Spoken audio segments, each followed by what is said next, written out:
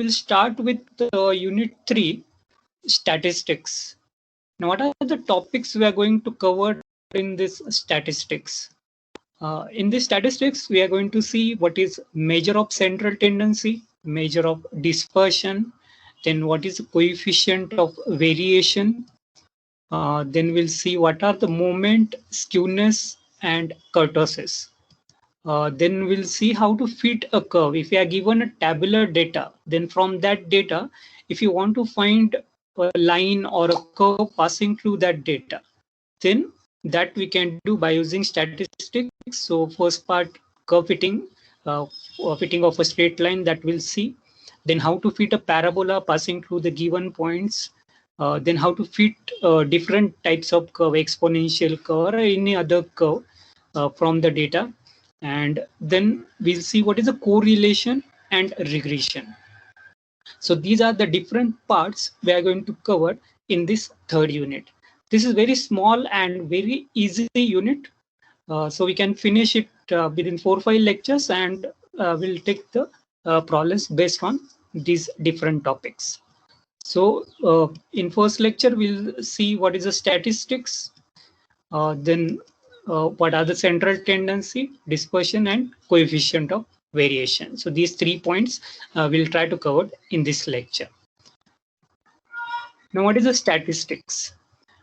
Generally, in statistics, we have different methods. First part in the statistics is a collection of a data, then classification of a data.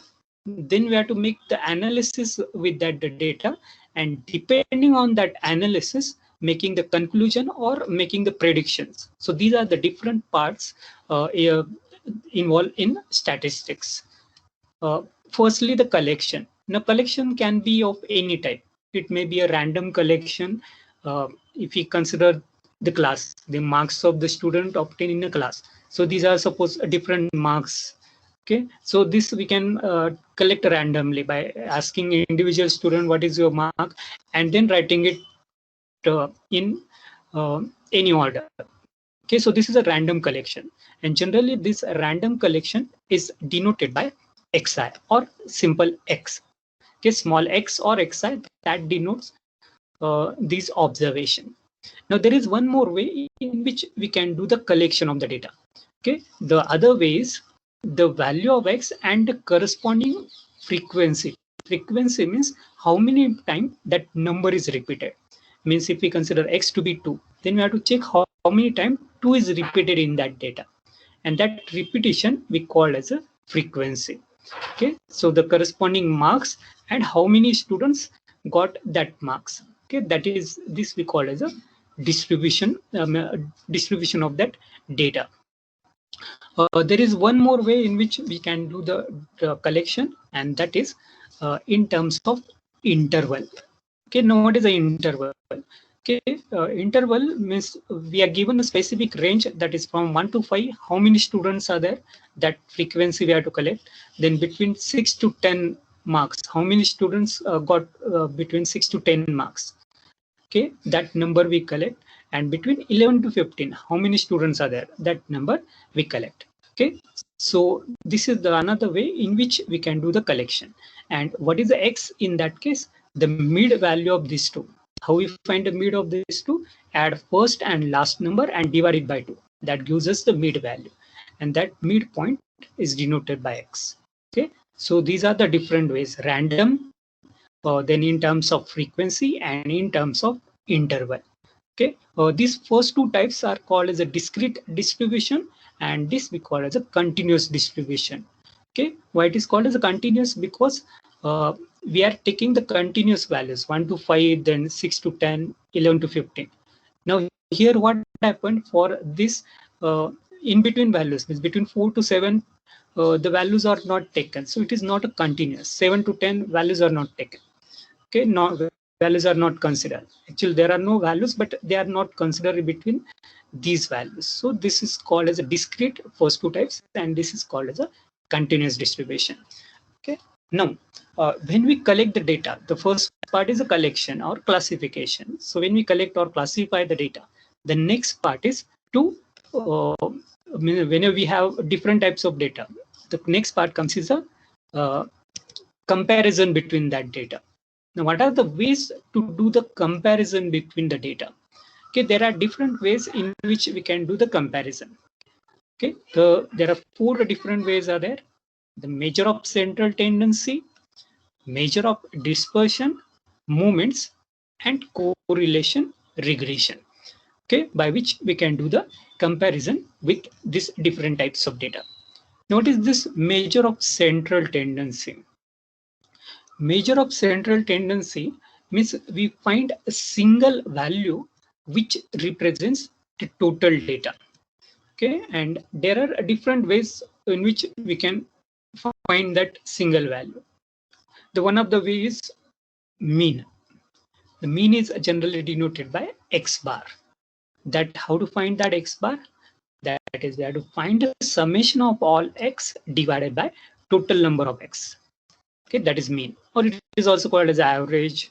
Okay, so generally for any comparison, this is the most important term which we use for doing the comparison. Is, for example, if you want to compare the result of 2 different classes, then how we compare them? We find the average marks obtained by the students. And how we find the average? The average is nothing but the mean, and that is denoted by x bar. We have to take sum of all the marks divided by the total number of students. That gives us mean. And if it is given in terms of frequency, this is for discrete data. And if it is given in terms of continuous data, then what to do? We are continuous or in terms of frequency, then what to do? We have to take the product of fi and xi, corresponding product, first value of x, first value of frequency, multiply them, and take the addition of all that multiplication, divide by total number of frequencies.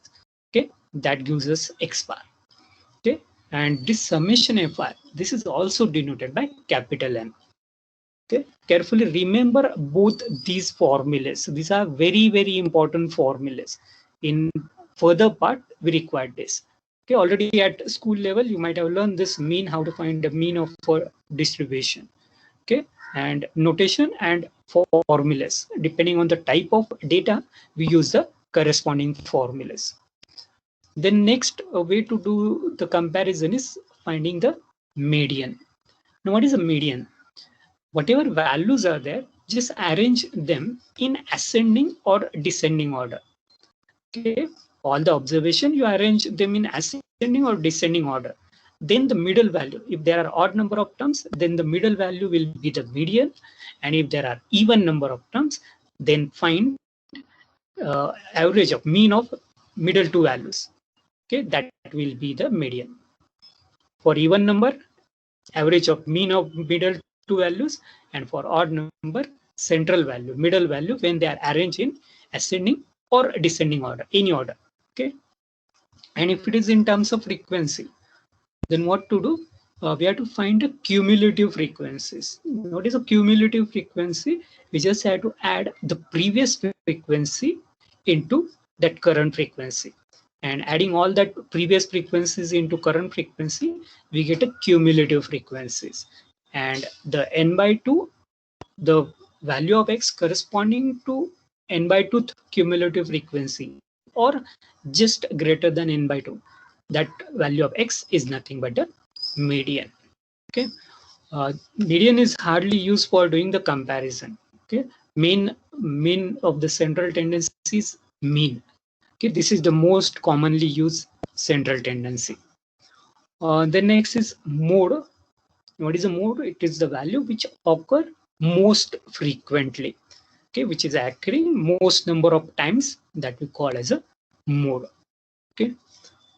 Then next, there are many more ways in which we can do the comparison.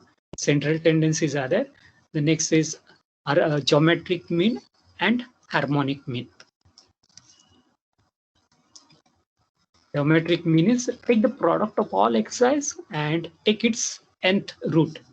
That will be geometric mean. Or if we are having in terms of frequencies, then x1 raised to f1 into x2 raised to f2 dot dot dot xn raised to fn and take its nth root. That will be geometric mean. And next is harmonic mean.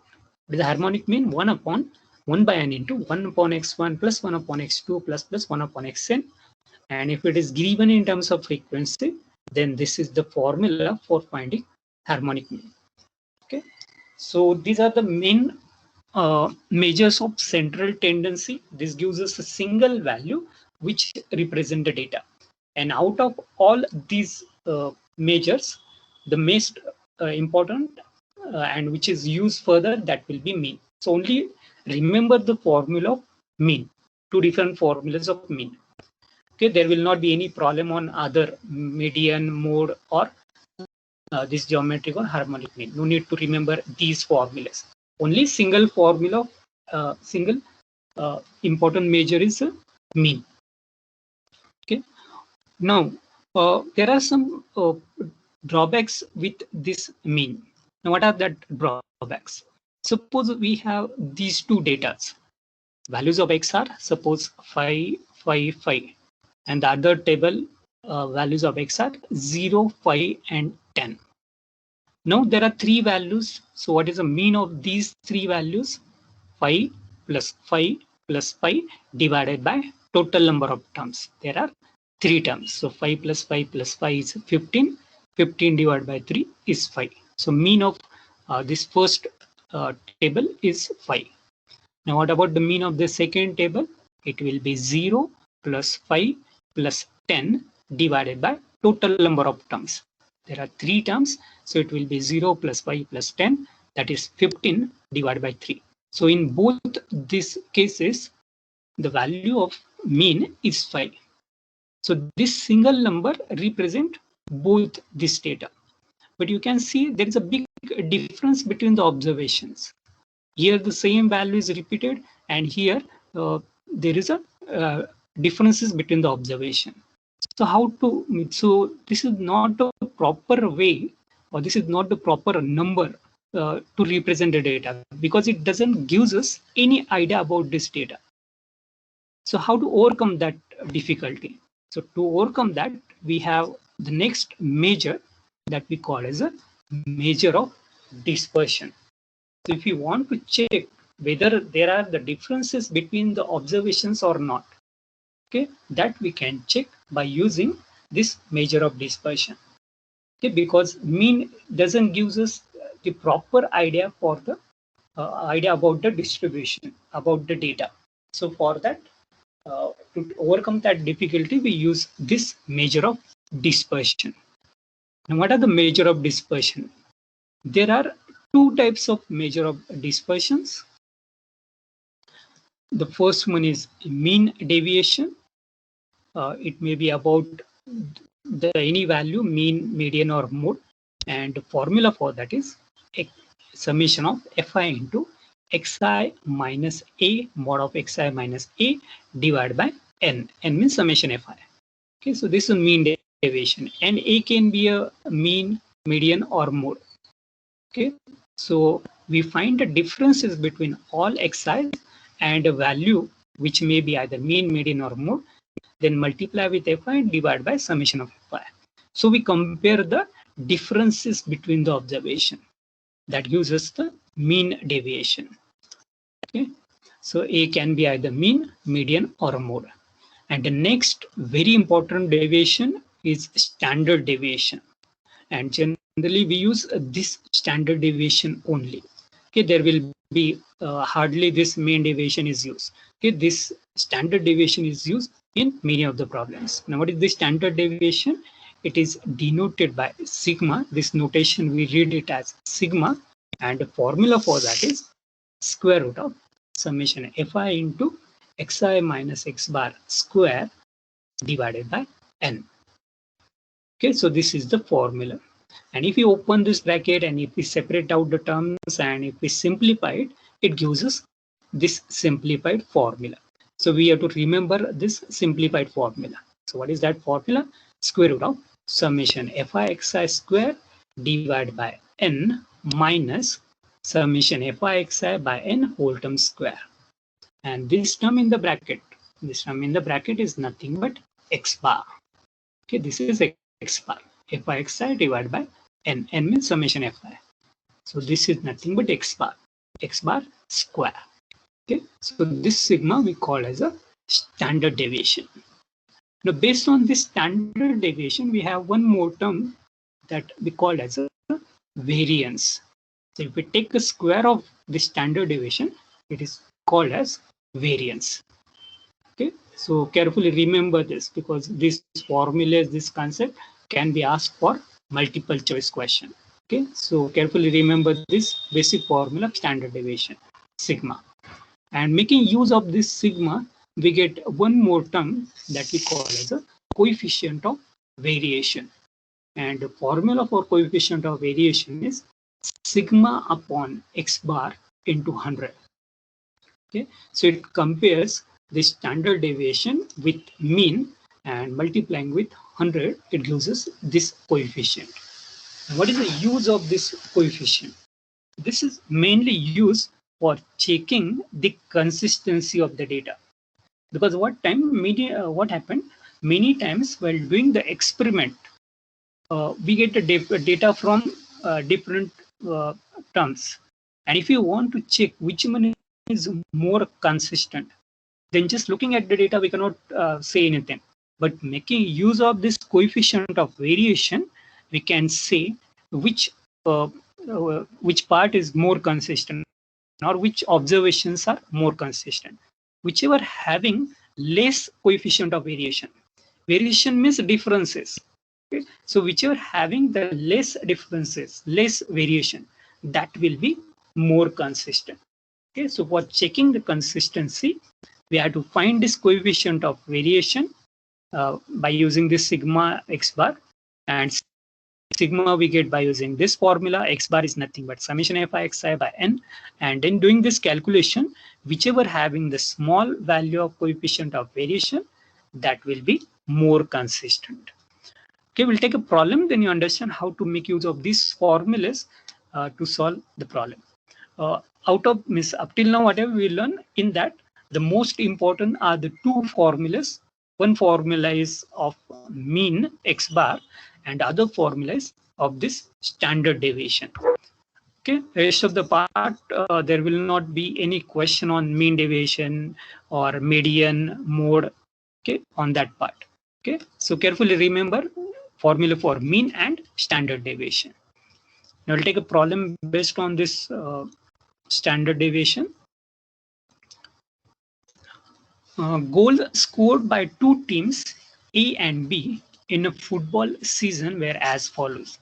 Determine which team is more consistent. Okay, so we are having these tabular values, number of goals scored, 0, 1, 2, 3, number of matches by team A. There are 12 matches in which that team A scored 0 goal, 5 matches, 1 goal in 5 matches. There are 2 goals scored by A, and 3 matches they scored 3 goals. And the other team is having 10 matches in which they scored 0 goal, 7 matches, 1 goal, 4 matches, 2 goals, and in 4 matches they got 3 goals. So making use of this data, we want to check which team is more consistent. And for checking the consistency, we use coefficient of variation. Okay, so how to use that coefficient of variation? For that, we have to take the values of x and values of frequency. Now, frequency means how many times that corresponding situation is repeated. So here, these are the frequencies. Number of matches in which these number of goals are repeated, that will be the frequency. So we take number of goals as x and the teams number of matches for that corresponding teams as the frequency. So firstly, do the calculation for team A separately, do the calculation for team B separately, find the coefficient of variation for both the teams, then check whichever having least coefficient of variation, that will be more consistent. Okay, so take this first column as x and take this column as frequency for team A, and this third column as a frequency f for team B, and do the calculation. So what are the calculation or how the format of the table for finding the coefficient of variation. In the coefficient of variation formula, we need what is the summation of f, that is n. For finding x bar, we need what is the summation of f into x or fi into xi. You can use any notation. If you use suffix I, or if it doesn't use suffix I, that doesn't matter. You can write it as summation f into x or summation fi into xi. And the next column, fx square. Because all this summation we need in these formulas. What are the formulas? So these are the formulas we require for finding the coefficient of variation. The first formula is mean x bar. This we are finding for team A separately and team B separately. So I'm using the notation xa bar. You can use just x bar, but to bifurcate between the mean of for team A and for team B separately, I have used xa bar, sigma A, and coefficient of variation suffix A. This denotes it for team A. Now, for this formula, we need fx summation of f into x. So we have to find what is this summation. N means summation f, addition of these frequencies. Then this summation f in summation f x f into x square. So that summation also we need. So we need one more extra column. Okay, this we can get from this value. N we can get it from summation f. Okay, now how to do the calculation? Simple calculations we have to do. We have to just multiply this frequency to the corresponding x values. So it will be 12 into 0. This uses fx. Then fx square will be 12 into 0 square. This next term will be 5 into 1, 5 into 1 square. Next will be 5 into 2, 5 into 2 square. Next will be 3 into 3 and 3 into 3 square. And then take sum of each column. Okay, sum of these 3 columns.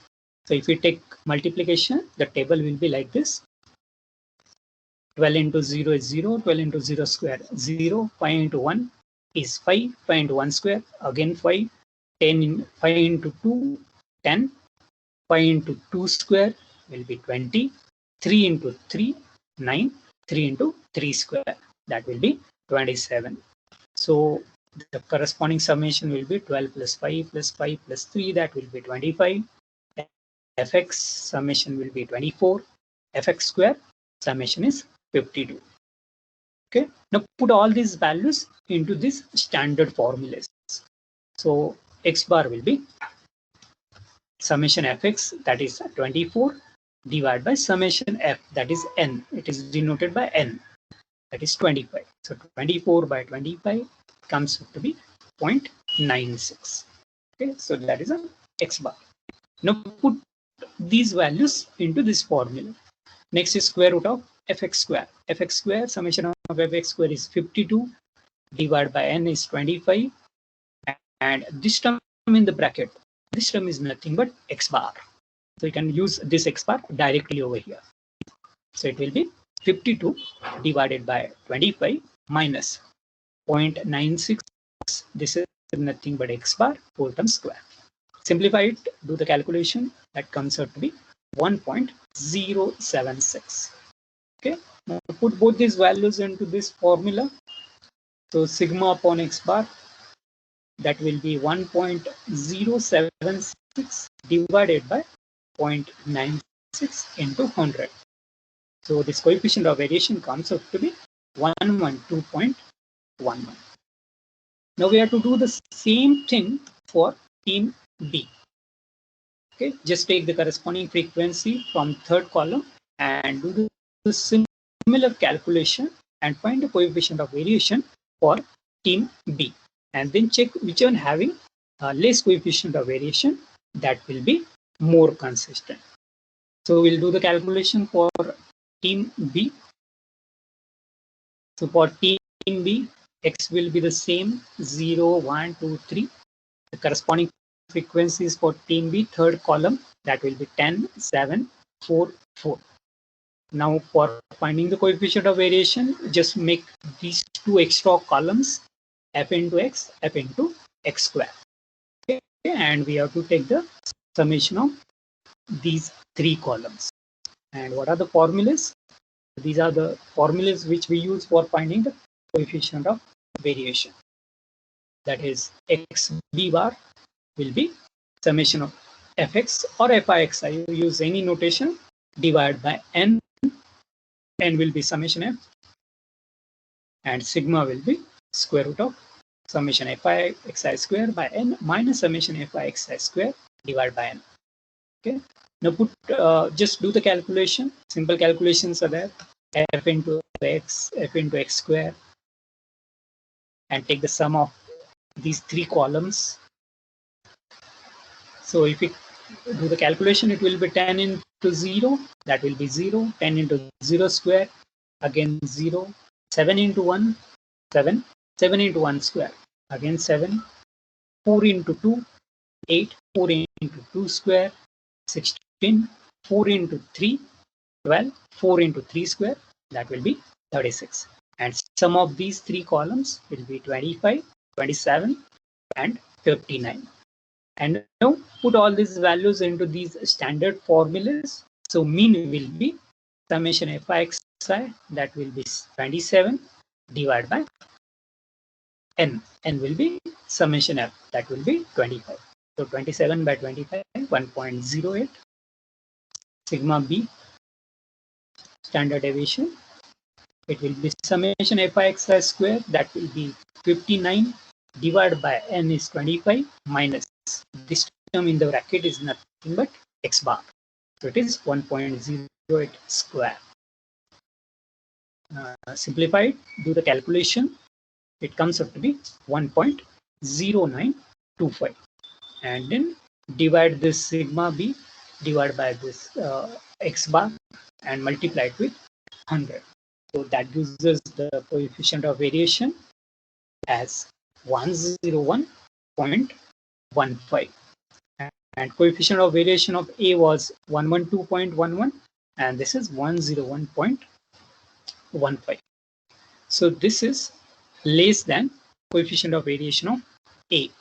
So this team B is more consistent than team A.